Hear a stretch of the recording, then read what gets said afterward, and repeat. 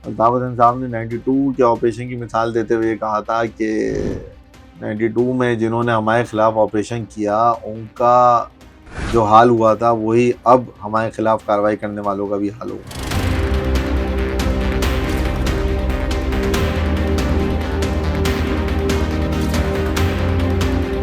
11 मार्च 2015 भी आई जब 90 पे छापा मारा गया। जब हम वहाँ पहुंचे तो जो बैरियर्स पे लड़के मौजूद होते थे जो किसी को जाने नहीं देते थे वो पीट करके खड़े थे और वो मोड़ के पीछे नहीं देख सकते थे। जब हमने उनसे पूछा कि यार क्या हुआ यहाँ पे, तो वो कुछ बताने काबिल भी नहीं थे। बस उन्होंने बोला हम कुछ बता नहीं सकते।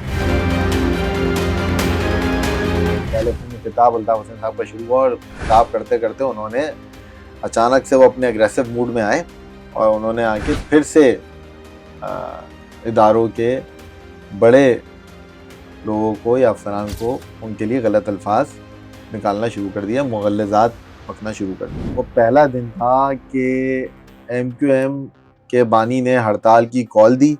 पैगाम आया गया there will be no strike. हर पेट्रोल पंप, हर आप ये समझ सकते हैं कि मरकज़ी शाहराह का टर्निंग या कट, वहाँ पे रेंजर्स की मोबाइल और शहर भर में रेंजर्स का गश्त।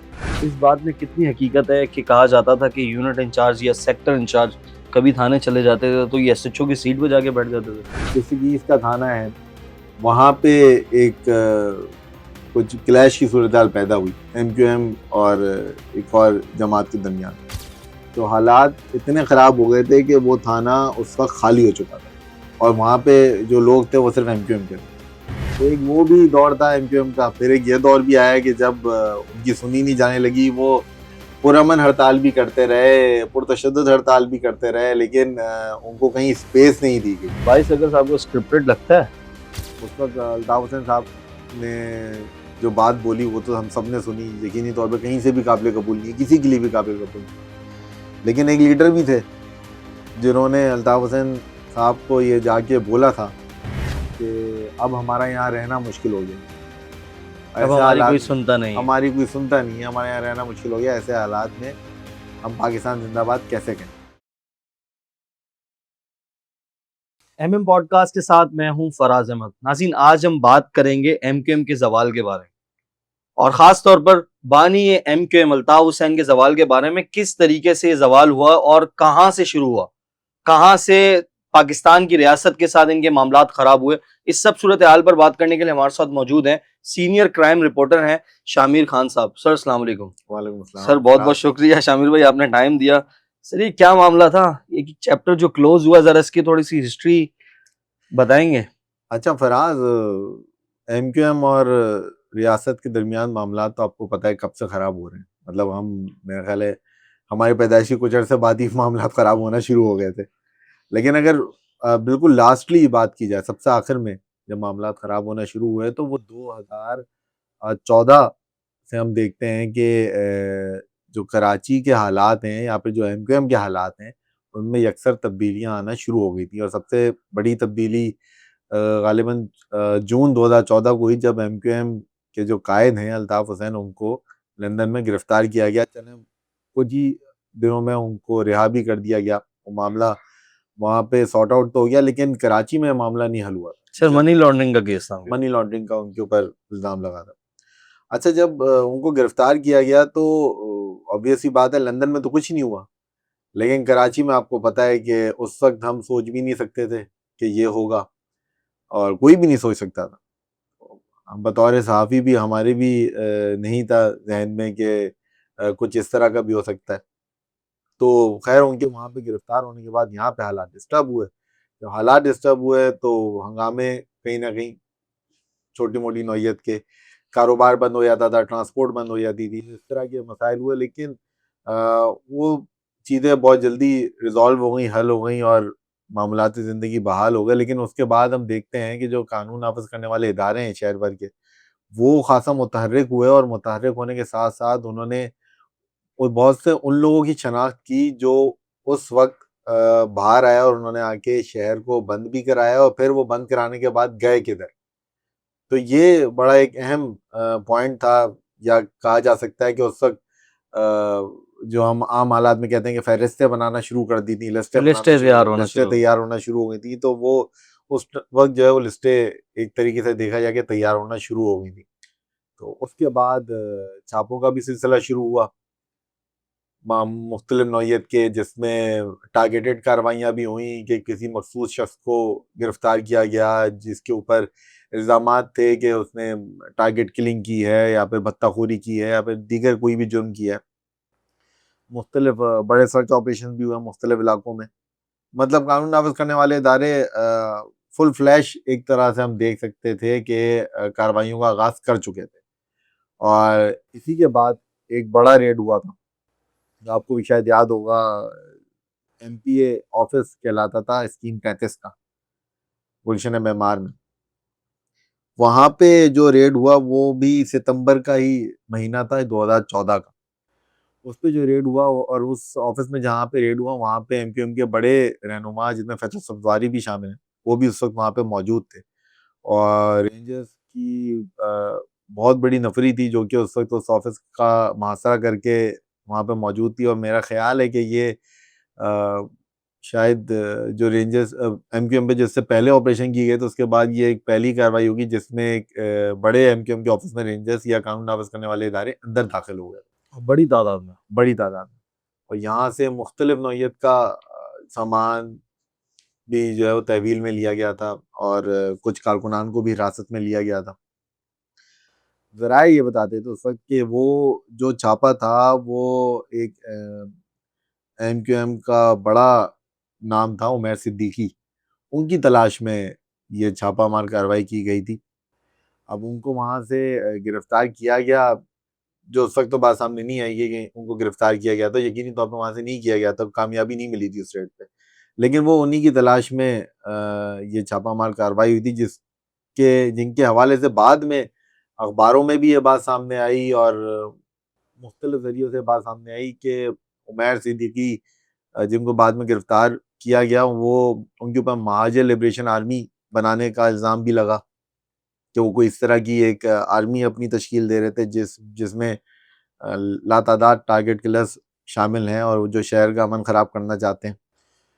फिर उमैर सिद्दीकी की जानिब से एक बयान भी नशर हुआ कुछ अरसे बाद, जिसमें उनकी तरफ से एक बयान सामने आया, या फिर आप ये कह सकते हैं कि जब उनको गिरफ्तार किया गया तो तफ्तीश जब उनकी सामने आई तो उसमें उन्होंने बताया कि जो बल्दिया में फैक्ट्री में आग लगी थी वो किसने लगाई थी। तो मुख्तलिफ नौइयत की चीज़ें उस वक्त होना शुरू हो गई थी जो हम देख रहे थे 2014 में with the passage of time MQM के खिलाफ या फिर एमक्यूएम के कारकुनान या रहनुमाओं के खिलाफ जो है वो बनना शुरू हो चुकी थी और वो एक एक करके सामने आ रही। सर उसके बाद क्या मामलात थे जब रेंजर्स ने डंडा उठा लिया था जराइम पेशा अफराद के खिलाफ, तो सुना है कि ये लोग भी फिर स्लीपर सेल्स में चले गए थे या मतलब गायब हो गए थे जो जराइम पेशा अफराद थे। बिल्कुल, देखें जराइम पेशा अफराद तो ऑब्वियस सी बात है, जब ऑपरेशन शुरू हुआ तो जराइम पेशा अफराद यहाँ से फरार भी हुए और जैसे कि मैंने आपको बताया उमैर सिद्दीकी का नाम ये बड़े नामों में शुमार किया जाता था। तो इसके हवाले से एमक्यूएम के कायद अल्ताफ हुसैन का भी बयान सामने आया था कि अगर ये किसी जुर्म में मुलव्वस है तो उसको सजा मिलनी चाहिए। रेंजर्स एहलकार का भी इनके ऊपर शायद कत्ल का भी मुकदमा था। बिल्कुल, इनके ऊपर मुख्तलिफ मुकदमात बाद में कायम हुए जिसमें कानून नाफिज करने वाले इदारों पे के एहलकारों पर हमले भी शामिल थे और मुख्तलिफ बत्ताखोरी की वारदातें भी शामिल थी। केस चला इनका, केस चलने के बाद कुछ बयानात तो यकीनी तौर पे नहीं साबित हो सके और कुछ जुर्म जो है वो साबित भी हो गए। लेकिन उसके बाद हमने ये देखा कि ना रुकने वाला सिलसिला शुरू हो चुका था एमक्यूएम के सेक्टर ऑफिस, यूनिट ऑफिस या फिर कारकुनान के खिलाफ छापों का और गिरफ्तारियों का। जो इनके कारकुनान यहाँ से फरार हुए वो मुख्तलिफ औकात में वापस भी आए और पकड़े भी गए। लेकिन बहुत सारे ऐसे हैं जिनके हवाले से कहा जाता है कि वो यहाँ से फरार हो गए या फिर जैसा कि आपने कहा कि स्लीपर सेल्स उनके बन गए मुख्तलिफ, तो वहाँ पे भी ये बात भी सामने आई थी, स्लीपर सेल्स भी इनके बन चुके थे। सर ये वही दौर था जिसके अंदर हमने देखा यूनिट सेक्टर्स जो गैर कानूनी बने हुए थे, कब्जे की जगहों पे बने हुए थे, रेंजर्स और पुलिस ने मसमार करना शुरू किए थे। बिल्कुल ये वही दौर था। 2014 के बाद ही सब कुछ सिलसिला शुरू हुआ था कि कब्जे खाली भी हो रहे थे, जहाँ कोई पे सोच भी नहीं सकता था कि यहाँ ये जगह खाली होगी ये जगह और उसको खाली तोड़ होगी। दिया गया। तोड़ दिए गए, मसमार कर दिए गए, बिल्कुल उन जगह का नामो निशान मिटा दिया गया जहाँ पे फैसले होते थे पहले। एक पुलिस वक्त वो भी अफसर था। में जी पुलिस हाँ, एसएचओज भी वहां बैठे हुए होते थे। जी हाँ, जी हाँ। एक वक्त ऐसा ही था कि इलाके के फैसले उस सेक्टर ऑफिस से यूनिट ऑफिस में होते थे, थाने में नहीं होते थे। कोई इवन ये कि कोई अगर पकड़ा जाता था, कोई जुर्म करता हुआ, तो उसका फैसला भी वहीं पे होता था कि भाई इसको सजा क्या मिलनी चाहिए। तो एक वो भी दौर था एमक्यूएम का। फिर एक ये दौर भी आया कि जब उनकी सुनी नहीं जाने लगी, वो पुरअमन हड़ताल भी करते रहे, पुरतशद्दुद हड़ताल भी करते रहे, लेकिन उनको कहीं स्पेस नहीं दी गई। अच्छा सर, एक माजरत आपकी बात काट रहा हूँ, इस बात में कितनी हकीकत है कि कहा जाता था कि यूनिट इंचार्ज या सेक्टर इंचार्ज कभी थाने चले जाते थे तो ये एसएचओ की सीट पे जाके बैठ जाते थे? देखिए, बताने वाले तो यही बताते हैं कि एसएचओ की सीट नहीं, लेकिन मैं आपको एक किस्सा सुनाऊं तो एक बार ऋषिकेश का थाना है, वहां पे एक कुछ क्लैश की सूरत पैदा हुई एमक्यूएम और एक और जमात के दरमियान। तो हालात इतने खराब हो गए थे कि वो थाना उस वक्त खाली हो चुका था, और वहां पे जो लोग थे वो सिर्फ एमक्यूएम के थे। तो आप अंदाजा लगा लें कि सीट दे देना और थाना छोड़ के चले जाना, तो फर्क है। मतलब मतलब इनकी इतनी पावर उस थी। वक्त इनकी इतनी पावर थी। लेकिन फिर हमारे आपके सामने ही है कि 11 मार्च भी आई, 11 मार्च 2015 भी आई, जब 9-0 पे छापा मारा गया। तो वो आप देखें कि सर वो क्या मंजर वक्त था, क्या बदलता है। मामलात थे वो? देखिए, मैं अगर आपको 9-0 की रेड की बात बताऊं ना, या 9-0 पे छापे की बात बताऊं जो 11 मार्च को लगा, उससे पहले भी ना रेंजर्स उस जगह का गश्त बीच बीच में करती रहती थी। अच्छा, जो हमारे लिए भी बड़ा सरप्राइजिंग था कि यार हम, फिर ये हुआ कि रूटीन का ही गश्त होगा, रूटीन का गश्त होगा। तो वो होते होते एक दिन 11 मार्च 2015 रात तकरीबन 4 साढ़े 4 बजे का टाइम, और हमें इत्तला मिली कि इस तरह करके वहाँ पे छापामार कार्रवाई हो गई है, या फिर टारगेटेड कार्रवाई शुरू हो गई है। रेंजर्स की बारी नफरी दाखिल हो चुकी है। जब हम वहाँ पहुंचे तो जो बैरियर्स पे लड़के मौजूद होते थे जो किसी को जाने नहीं देते थे, वो पीट करके खड़े थे, और वो मुड़ के पीछे नहीं देख सकते थे। जब हमने उनसे पूछा कि यार क्या हुआ यहाँ पे, तो वो कोई बताने काबिल भी नहीं थे। बस उन्होंने बोला हम कुछ बता नहीं सकते, आप अंदर नहीं जा सकते और हम कुछ बता नहीं सकते। मतलब उस जगह पे जो कि मुक्का चौक पहले कहलाती थी और उसके साथ बैरियर होता था, उस पिकेट्स जो लगी होती विकेट थी। जो लगी होती थी, उस जगह पे वो मौजूद तो थे। रेंजर्स का कोई एहलकार उधर नहीं मौजूद था, लेकिन वो उस वक्त भी वहां पे ऐसे की ऐसे ही साकेत होके खड़े हुए थे, और अंदर एक बड़े ग्रैंड ऑपरेशन का आगाज हो चुका था। और फिर जाहिर सी बात है कि टाइम गुजरता गया वहां पे, लेकिन हमने ये देखा कि जो तकरीबन 4:30 बजे ऑपरेशन शुरू हुआ, 4:20 या 4:30 बजे, सुबह के 6:30 पौने 7 हो चुके थे, और बाहर एमक्यूएम का कोई बड़ा रहनुमा या कोई कारकुन नहीं आया था, क्योंकि हम वहाँ पे ऑपरेशन शुरू हुआ तो हम वहाँ मौजूद थे, और ख़त्म होने तक हम वहीं पे थे। तो सुबह होने तक कोई वहाँ पे नहीं आया, और जैसे ही दिन निकलना शुरू हुआ तो फिर कुछ एमक्यूएम के बड़े रहनुमा जो उस वक्त समझे जाते थे, वो वहाँ पे पहुँचना शुरू हुए। और फिर हालात थोड़े से कशीदा हुए, क्योंकि उस वक्त तक रेंजर्स जब अंदर ऑपरेशन वाइंड अप कर रही थी, अंदर से बड़ी तादाद में असलहा उस वक्त रेंजर्स दिखा रही थी मीडिया को कि ये सब यहाँ से मिला है। और फिर एक एमक्यूएम के बड़े रहनुमा आमिर खान, उनको वहाँ से साथ में ले जाया गया या हिरासत में लिया गया। बड़ा फिर इंकशाफ तब हुआ जब वहाँ से रेंजर्स ने कहा कि बड़े टारगेट किलर्स, 80 से ज्यादा लोग गिरफ्तार हुए थे ऐसे। लोग तो बहुत गिरफ्तार हुए थे, मेरा ख्याल है 80-100 से भी ज्यादा होंगे। लेकिन वो फिर रात गए तक हमने देखा थे कि आना शुरू हो गए थे, वापस 9-0 आना शुरू हो गए थे। आमिर खान को ले जाया गया, उनके साथ जो बड़े नाम गए उनमें उबैद केटू भी शामिल है, और फैसल मोटा। फैसल मोटा वही शख्स है जिसके ऊपर निजी चैनल के जो बड़े साफी थे, वली बाबर जो रिपोर्टर थे, सीनियर रिपोर्टर, उनके कत्ल का भी इल्ज़ाम था। और उबैद केटू वो है जिस पर कानून नाफिज करने वाले इदारों के एहलकारों का कत्ल का इल्ज़ाम था। ये दोनों वहां से पकड़े गए उस छापे की रात को। और जब ये छापा पड़ा तो अंदर मौजूद भी सिर्फ आमिर खान ही थे बड़े रहनुमाओं में। 90 खुर्शीद मेमोरियल हॉल, दो ये इनके बड़े मरकज थे, और दोनों पे जो है वो रेंजर्स एहलकार जो अंदर मौजूद, तो अंदर मौजूद होने के साथ साथ जो है वो तलाशी भी ले रहे थे, तो तलाशी लेते जा रहे थे, लोग अंदर से मिलते जा रहे थे। ये तमाम तर वो लोग थे जो पहले से ही कानून नाफिज करने वाले इदारों को मतलूब थे, जिनको ढूंढ रही थी, और जिनको वो ढूंढ रही 90 में थी, छुपे वो हुए थे। अंदर मौजूद थे।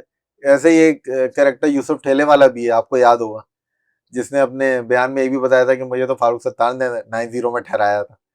तो इस तरह के तो बहुत सारे कैरेक्टर हैं जो अंदर जाते रहे, पनाह लेते रहे, और फिर वापस आगे कारनामे अंजाम देते रहे। सर ये वो पिकेट्स हैं जिन पिकेट्स पे हम भी जाते थे, तो पहले तलाशी कराओगे, चाहे कोई एमपी आएगा वो भी तलाशी कराएगा। ऐसा ही है, तलाशी होगी, इजाजत होगी, अंदर से फोन आएगा, फिर आप अंदर जाएंगे। और फिर यही पिकेट थी कि जब सर्च ऑपरेशन शुरू हुआ तो लोग कुछ हमें मुर्गा बने भी दिखे सामने ही दुकानों के साथ, और जो पैकेट वाले थे वो, उनमें इतनी हिम्मत भी नहीं हो पा रही थी कि वो पीछे पलट के देख पाए।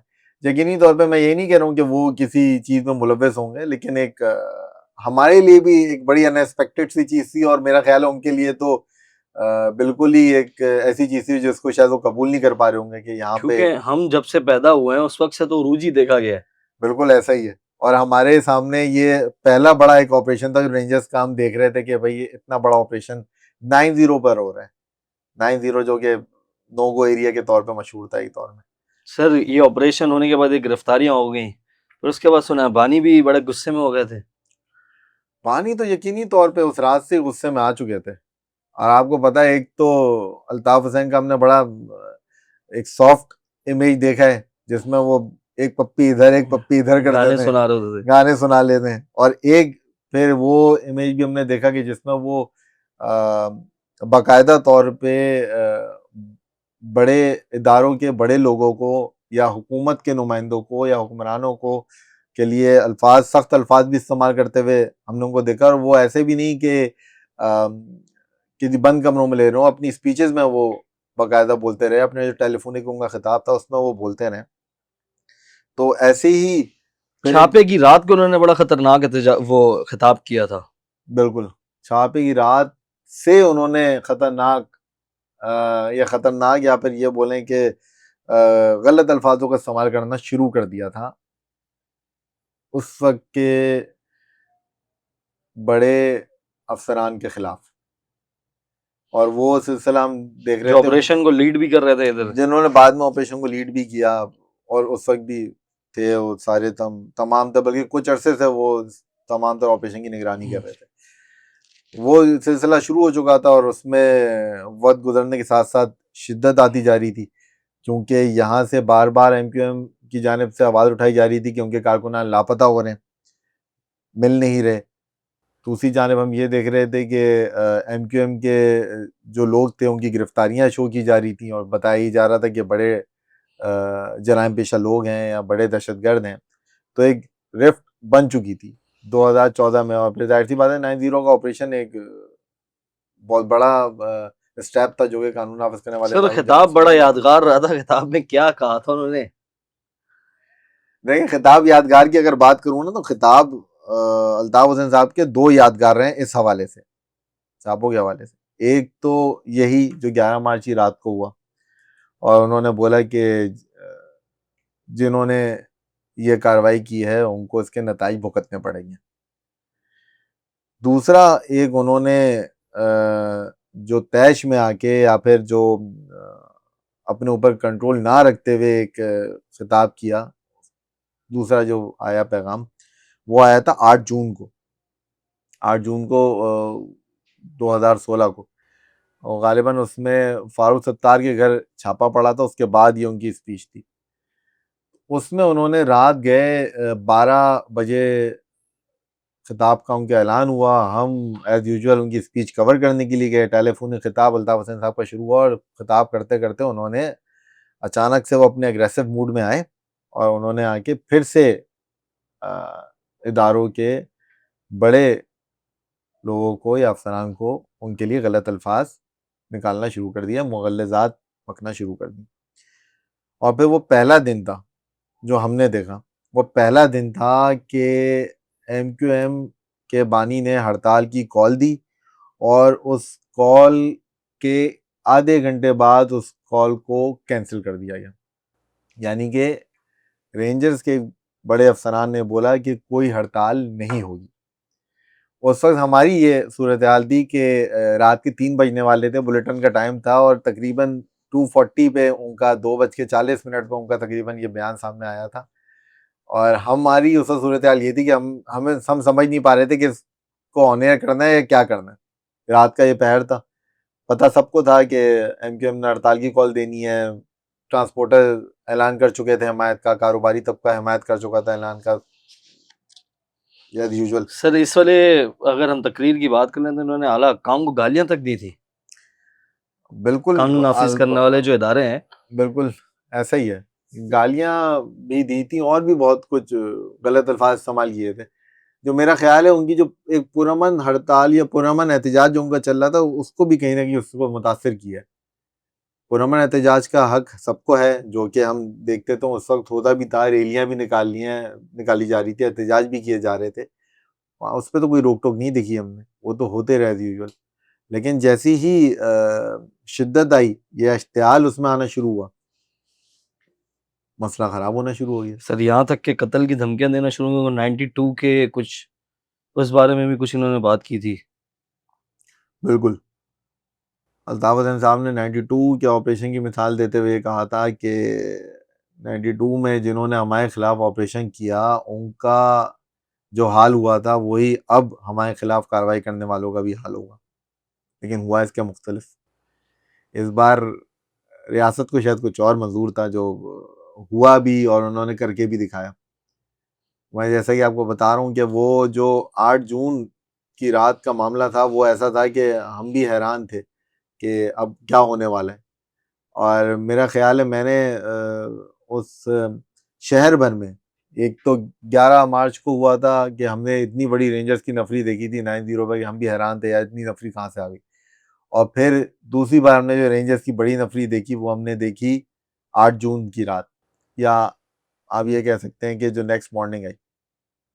ऐलान क्या आया, पैगाम आया कि there will be no strike tomorrow, ये अल्फाज थे। ये अल्फाज से। और हम 5-10 मिनट सोचने के बाद हमने उस चीज़ को ऑन एयर किया, जिसके बाद हमें भी फ़ोन आया कि भाई ये आप कैसे कह रहे हो, कहाँ से चला रहे हो।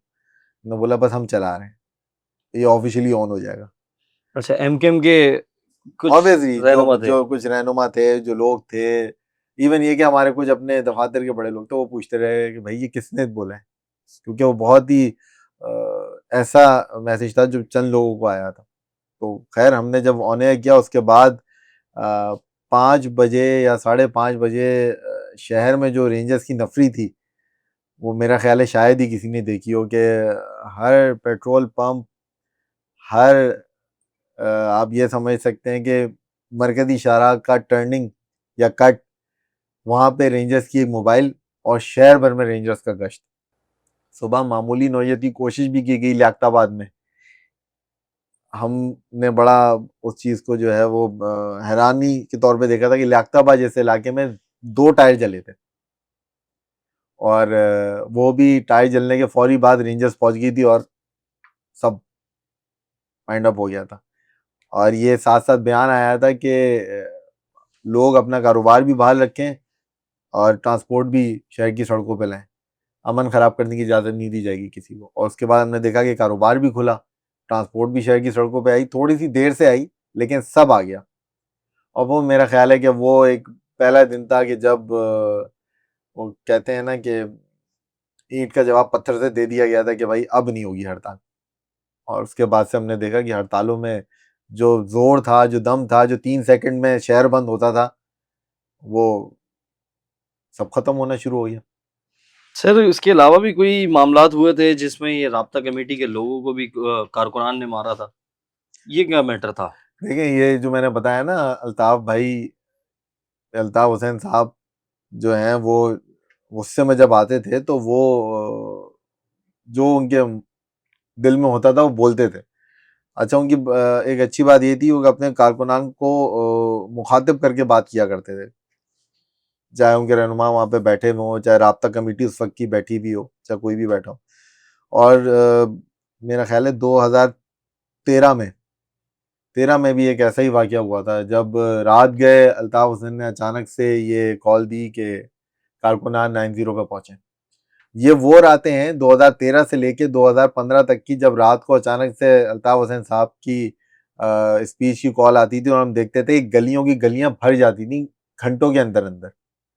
जब तक स्पीच शुरू होती थी अल्ताफ हुसैन साहब की, तब तक तमाम गलियां भरी भी होती थी 90 की। जिसको जहां जगह मिलती थी हम देखते थे वहीं बैठा हुआ होता था, चाहे बड़े से बड़ा इनके रहनुमा क्यों ना हो। मई का महीना था, 2013 का साल था। रात के अल्ताफ हुसैन साहब ने खिताब शुरू किया और राब्ता कमेटी को लताड़ना शुरू किया अच्छा। अपने कारकुनान के सामने। और जब उन्होंने बोला कि राब्ता कमेटी मेरी कोई सुनती नहीं है, मैं जो बोलता हूँ उसके बरक्स किया जाता है, जब इस तरह के अल्फाज उन्होंने बोलना शुरू किया और फिर उन्होंने जो कहते थे कि अब मेरा इस जमात में रहने का फायदा नहीं है, मेरी कोई सुनता नहीं है। मेरी कोई सुनता नहीं है, तो उसके बाद हमने देखा कि कारकुनान को इश्तिहाल आ गया। और वहाँ पे जो राब्ता कमेटी थी उसको कारकुनान ने ना धक्के देना तो बहुत मामूली बात, बहुत सारे रहनुमा तो ऐसे थे जो कि उनके रेंज में आ चुके थे, उनकी तो ठुकाई हुई वहाँ पे। एक रहनुमा थे या एक लीडर थे उस वक्त, आमिर खान, जो अब गायब हैं बिल्कुल। वो जब आए हैं तो फिर कारकुनान थोड़े से कूल डाउन हुए। और जब वो कारकुनान, चूंकि हम वहाँ कवरेज के लिए गए हुए थे, कैमरामैन भी थे, रिपोर्टर्स भी थे, बाहर डीएसएनजी स्टाफ भी था। जब रहनुमा रेंज में आया तो मीडिया की क्या हैसियत थी, मीडिया मीडिया के को मीडिया के नुमाइंदगान भी उस वक्त रेंज में आ चुके थे। तो जो रिपोर्टर, जो कैमरामैन वहाँ खड़े थे, उनको भी उस वक्त तक एक एक दो दो हाथ पड़ना शुरू हो चुके थे।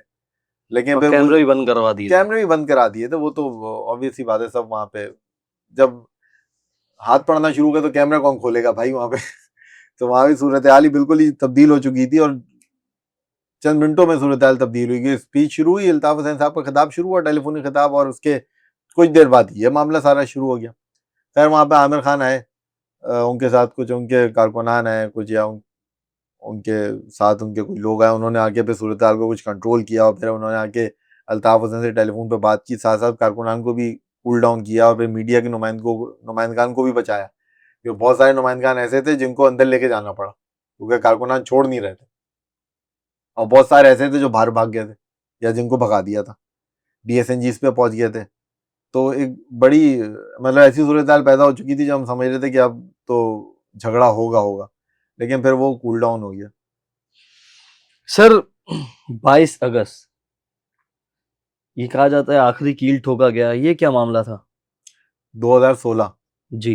22 अगस्त, मैंने आपको बताया ना कि ये मामला शुरू हो चुके थे 14 से, कुछ ना कुछ अक्सर तब्दील होता जा रहा था और एमक्यूएम के खिलाफ ही हो रहा था सब कुछ। रियासत ने तय कर लिया था। रियासत ने तय भी कर लिया था और फिर कुछ इनकी अपनी भी गलतियां थी।